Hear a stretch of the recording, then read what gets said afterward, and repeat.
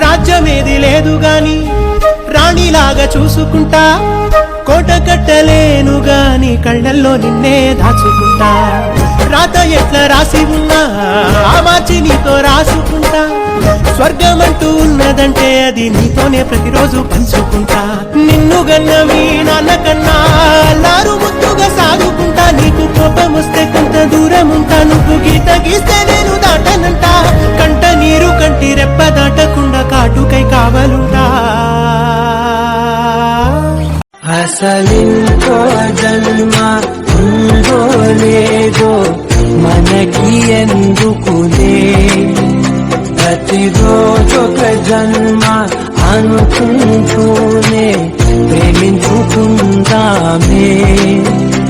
అసలింకో జన్మ ఉందో లేదో మనకి ఎందుకులే.